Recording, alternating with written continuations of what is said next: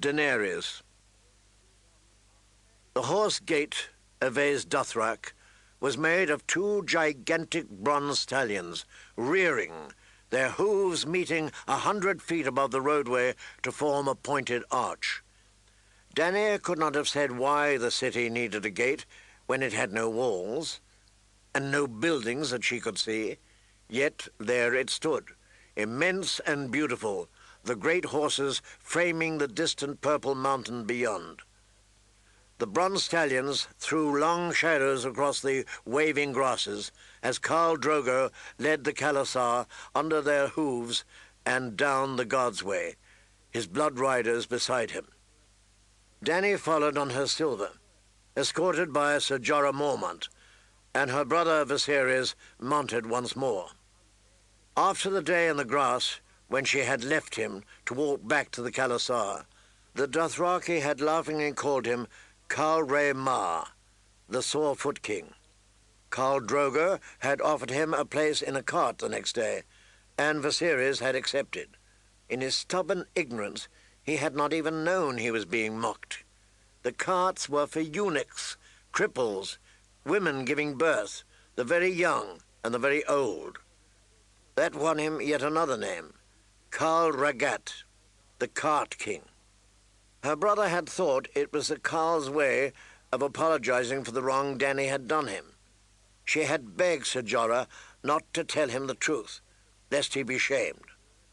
The knight had replied that the king could well do with a bit of shame. Yet he had done as she bid.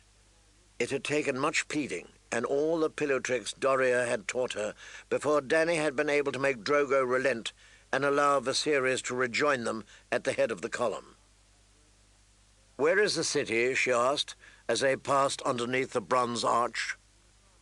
There were no buildings to be seen, no people, only the grass and the road, lined with ancient monuments from all the lands the Dothraki had sacked over the centuries. "Ahead," Ser Jorah answered, "under the mountain." Beyond the horse gate, plundered guards and stolen heroes loomed on either side of them. The forgotten deities of dead cities brandished their broken thunderbolts at the sky as Dany rode her silver past their feet. Stoned kings looked down on her from their thrones, their faces chipped and stained, even their names lost in the mists of time.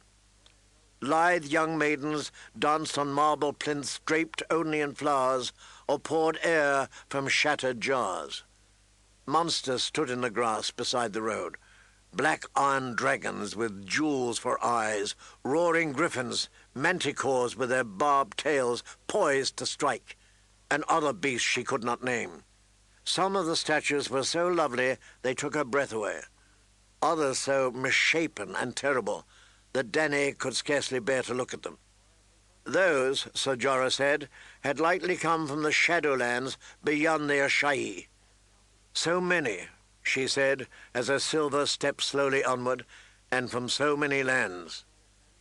Viserys was less impressed. "The trash of dead cities," he sneered. He was careful to speak in the common tongue, which few Dothraki could understand. Yet even so, Dany found herself glancing back at the men in her cars to make sure he had not been overheard. He went on bitterly, "All these savages know how to do is steal things better men have built, and kill." He laughed. "Oh, they do know how to kill. Otherwise, I'd have no use for them at all." "They are my people now," Dany said. "You should not call them savages, brother." "The dragon speaks as he likes," Viserys said, in the common tongue. He glanced over his shoulder at Aego and Rakharo riding behind them, and favoured them with a mocking smile. "See, the savages lack the wit to understand the speech of civilized men." A moss-eaten stone monolith loomed over the road, 50 feet tall. Viserys glanced at it with boredom in his eyes. "How long must we linger amongst these ruins before Drogo gives me my army? I grow tired of waiting." "The princess must be presented to the Dosh Khaleen." "Oh, the crones, yes," her brother interrupted. "And there's to be some mummer's show of a prophecy for the whelp in her belly, you tell me." What is that to me?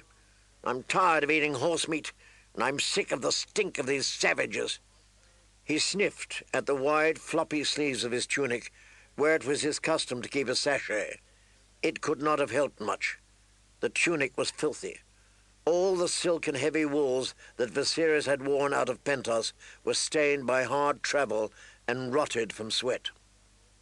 Sir Jorah Mormont said, "The Western market will have food more to your taste, Your Grace.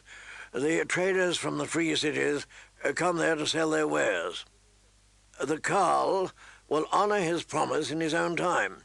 "He had better," Viserys said grimly. "I was promised a crown, and I mean to have it. The dragon is not mocked." Spying an obscene likeness of a woman with 6 breasts and a ferret's head, he rode off to inspect it more closely. Dany was relieved, yet no less anxious.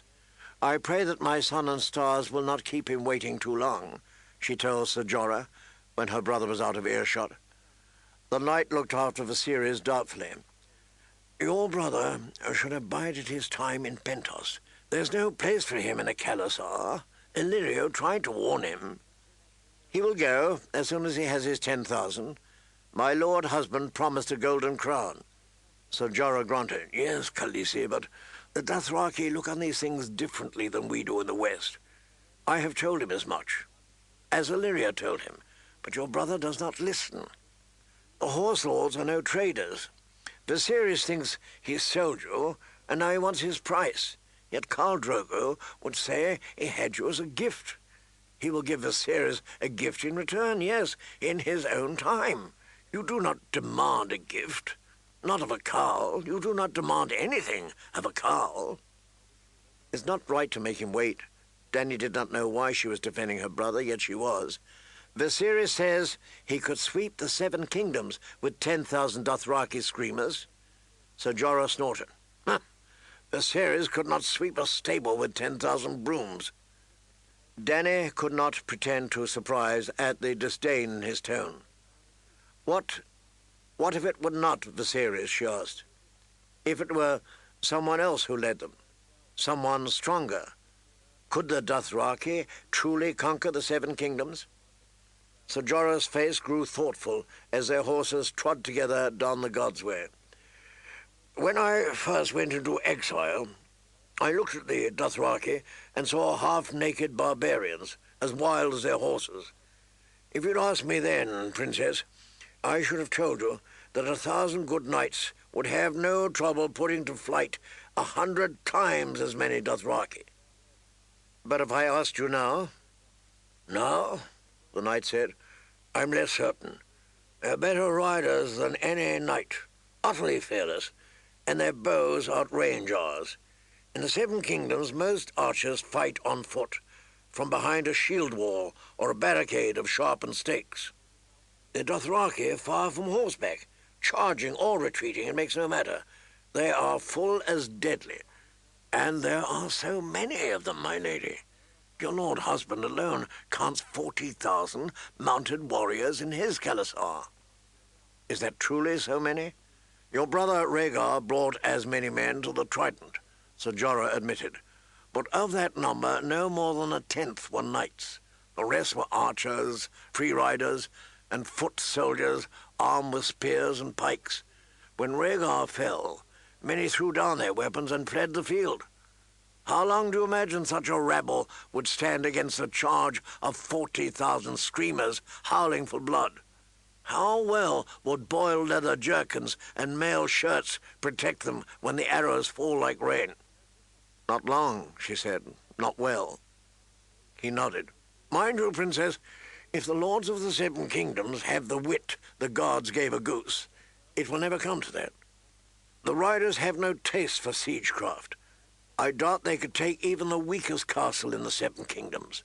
But if Robert Baratheon were fool enough to give them battle—" "Is he?" Dany asked. "A fool, I mean." Sir Jorah considered that for a moment.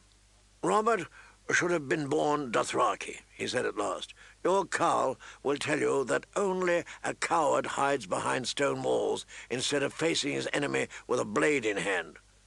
The usurper would agree. He's a strong man, brave, and rash enough to meet a Dothraki horde in the open field. But the men around him, well, their pipers play a different tune. His brother Stannis, Lord Tywin Lannister, Eddard Stark, he spat. "You hate this Lord Stark?" Dany said. "He took from me all that I loved, for the sake of a few lice-ridden poachers and his precious honour," Sir Jorah said bitterly. From his tone, she could tell the loss still pained him. He changed the subject quickly. "There," he announced, pointing. "Vaes Dothrak, the city of the Horse Lords." Khal Drogo and his blood riders led them through the great bazaar of the Western Market, down the broad ways beyond. Dany followed, close on her silver, staring at the strangeness about her. Vaes Dothrak was at once the largest city and the smallest that she had ever known. She thought it must be 10 times as large as Pentos, a vastness without walls or limits. Its broad, wind-swept streets, paved in grass and mud and carpeted with wild flowers. In the free cities of the West, towers and manses and hovels and bridges and shops and halls all crowded in on one another. But Vaes Dothrak sprawled languorously, baking in the warm sun, ancient, arrogant, and empty. Even the buildings were so queer to her eyes. She saw carved stone pavilions, manses of woven grass as large as castles, rickety wooden towers, stepped pyramids faced with marble, log halls open to the sky. In place of walls, some palaces were surrounded by thorny hedges. "None of them are alike," she said. "Your brother had part of the truth," Sir Jorah admitted. "The Dothraki do not build. 1,000 years ago, to make a house, they would dig a hole in the earth and cover it with a woven grass roof. The buildings, you see, were made by slaves brought here from lands they've plundered, and they built each after the fashion of their own peoples. Most of the halls, even the largest, seem deserted." "Where are the people who live here?" Dany asked. The bazaar had been full of running children and men shouting, but elsewhere she had seen only a few eunuchs going about their business. "Only the crones of the Dosh Khaleen dwell permanently in the sacred city, them and their slaves and servants," Sir Jorah replied. "Yet Vaes Dothrak is large enough to house every man of every Khalasar, should all the Khals return to the mother at once. The crones have prophesied that one day that will come to pass, so Vaes Dothrak must be ready to embrace all its children." Khal Drogo finally called a halt near the Eastern Market, where the caravans from Yi Ti and Ashayi and the Shadowlands came to trade, with the Mother of Mountains looming overhead. Dany smiled as she recalled Magister Illyrio's slave girl and her talk of a palace with 200 rooms and doors of solid silver. The palace was a cavernous wooden feasting hall, its rough-hewn timbered walls rising 40 feet, its roof sewn silk, a vast billowing tent that could be raised to keep out the rare rains or lowered to admit the endless sky. Around the hall were broad grassy horse yards fenced with high hedges, fire pits, and hundreds of round earthen houses that bulged from the ground like miniature hills covered with grass. A small army of slaves had gone ahead to prepare for Khal Drogo's arrival. As each rider swung down from his saddle, he unbelted his arak and handed it to a waiting slave, and any other weapon he carried as well. Even Khal Drogo himself was not exempt. Sir Jorah had explained that it was forbidden to carry a blade in Vaes Dothrak or to shed a free man's blood. Even warring Khalasars put aside their feuds and shared meat and mead together when they were in sight of the Mother of Mountains. In this place, the crones of the Dosh Khaleen had decreed all Dothraki were one blood, one Khalasar, one herd. Kohallo came to Dany as Irri and Jiqui were helping her down off her silver. He was the oldest of Drogo's 3 blood riders, a squat, bald man with a crooked nose and a mouth full of broken teeth, shattered by a mace 20 years before when he saved the young Kalakar from sellswords who hoped to sell him to his father's enemies. His life had been bound to Drogo's the day her lord husband was born. Every carl had his blood riders. At first Dany had thought of them as a kind of Dothraki Kingsguard, sworn to protect their lord, but he went further than that. Jiqui had taught her that a blood rider was more than a guard. They were the carl's brothers, his shadows, his fiercest friends. Blood of my blood, Drogo called them, and so it was. They shared a single life. The ancient traditions of the Horse Lords demanded that when the carl died, his blood riders died with him, to ride at his side in the Nightlands. If the carl died at the hands of some enemy, they lived only long enough to avenge him, and then followed him joyfully into the grave. In some khalasars, Jiqui said, the blood riders shared the carl's wine, his tent, and even his wives, though never his horses. A man's mount was his own. Daenerys was glad that Khal Drogo did not hold to those ancient ways. She should not have liked being shared. And while old Kaholo treated her kindly enough, the others frightened her. Hago, huge and silent, often glowered as if he had forgotten who she was, and Cutho had cruel eyes and quick hands that liked to hurt. He left bruises on Doria's soft white skin whenever he touched her, and sometimes made Irys sob in the night. Even his horses seemed to fear him. Yet they were bound to Drogo for life and death, so Daenerys had no choice but to accept them. And sometimes she found herself wishing her father had been protected by such men. In the songs, the White Knights of the Kingsguard were ever noble, valiant and true, and yet King Aerys had been murdered by one of them, the handsome boy they now called the Kingslayer, and a second, Sir Barristan the Bold, had gone over to the usurper. She wondered if all men were as false in the Seven Kingdoms. When her son sat the Iron Throne, she would see that he had blood riders of his own to protect him against treachery in his Kingsguard. "Khaleesi," Kaholo said to her in Dothraki, "Drogo, who is blood of my blood, commands me to tell you that he must ascend the Mother of Mountains this night to sacrifice to the gods for his safe return." Only men were allowed to set foot on the Mother, Dany knew. The carl's blood riders would go with him and return at dawn. "Tell my sun and stars that I dream of him and wait anxious for his return," she replied, thankful. Dany tired more easily as the child grew within her. In truth, a night of rest would be most welcome. Her pregnancy only seemed to have inflamed Drogo's desire for her, and of late his embraces left her exhausted. Doria led her to the hollow hill that had been prepared for her and her carl. It was cool and dim within, like a tent made of earth. "Jiqui, a bath, please," she commanded, to wash the dust of travel from her skin and soak her weary bones. It was pleasant to know they would linger here for a while, that she would not need to climb back on her silver on the morrow. The water was scalding hot, as she liked it. "I will give my brother his gifts tonight," she decided as Jiqui was washing her hair. "He should look a king in the sacred city. Doria, run and find him and invite him to sup with me." Viserys was nicer to the Lysene girl than to her Dothraki handmaids, perhaps because Magister Illyrio had let him bed her back in Pentos.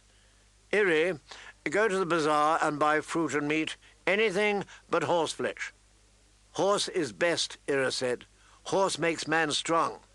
Viserys hates horse meat. As you say, Khaleesi."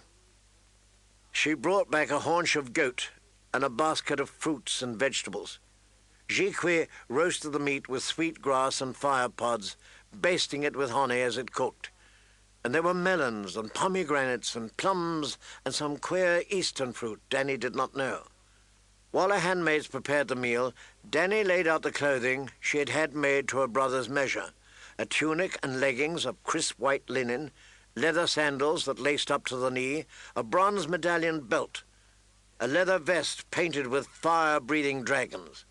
The Dothraki would respect him more if he looked less like a beggar, she hoped, and perhaps he would forgive her for shaming him that day in the grass. He was still her king, after all, and her brother. They were both blood of the dragon. She was arranging the last of his gifts, a sand-silk cloak, green as grass with a pale grey border that would bring out the silver in his hair, when Viserys arrived, dragging Doria by the arm. Her eye was red where he'd hit her. "How dare you send this whore to give me commands?" he said. He shoved the handmaid roughly to the carpet. The anger took Dany utterly by surprise. "I only wanted... Doria, what did you say?" "Khaleesi pardons. Forgive me. I went to him as you bid, and told him you commanded him to join you for supper." "No one commands a dragon," Viserys snarled. "I am your king. I should have sent you back her head." The Lysene girl quailed, but Dany calmed her with a touch. "Don't be afraid. He won't hurt you." "Sweet brother, please forgive her. The girl misspoke herself. I told her to ask you to sup with me, if it pleases your grace." She took him by the hand and drew him across the room. "Look, these are for you." Viserys frowned suspiciously. "What is all this?" "New raiment. I had it made for you." Dany smiled shyly. He looked at her and sneered. "Dothraki rags! Do you presume to dress me now?" "Please, you'll be cooler and more comfortable. And I thought, maybe if you dressed like them, the Dothraki..." Dany did not know how to say it without waking his dragon. "Next, you'll want to braid my hair." I'd never... Why was he always so cruel? She had only wanted to help. "You have no right to a braid. You have won no victories yet." It was the wrong thing to say. Fury shone from his lilac eyes, yet he dare not strike her, not with a handmaid watching and the warriors of her cars outside. Viserys picked up the cloak and sniffed at it. "This stinks of manure. Perhaps I shall use it as a horse blanket." "I had Doria sew it specially for you," she told him, wounded. "These are garments fit for a carl." "I am the lord of the Seven Kingdoms, not some grass-stained savage with bells in his hair." Viserys spat back at her. He grabbed her arm. "You forget yourself, slut. Do you think that big belly will protect you if you wake the dragon?" His fingers dug into her arm painfully, and for an instant Dany felt like a child again, quailing in the face of his rage. She reached out with her other hand and grabbed the first thing she touched, the belt she hoped to give him, a heavy chain of ornate bronze medallions. She swung it with all her strength. It caught him full in the face. Viserys let go of her. Blood ran down his cheek where the edge of one of the medallions had sliced it open. "You are the one who forgets himself," Dany said to him. "Didn't you learn anything that day in the grass? Leave me now, before I summon my cars to drag you out, and pray that Khal Drogo does not hear of this, or he will cut open your belly and feed you your own entrails." Viserys scrambled back to his feet. "When I come into my kingdom, you will rue this day, slut." He walked off, holding his torn face, leaving her gifts behind him. Drops of his blood had spattered the beautiful sand-silk cloak. Dany clutched the soft cloth to her cheek and sat cross-legged on her sleeping mats. "Your supper is ready, Khaleesi," Jiqui announced. "I'm not hungry," Dany said sadly. She was suddenly very tired. "Share the food among yourselves and send some to Ser Jorah, if you would." After a moment she added, "Please bring me one of the dragon's eggs."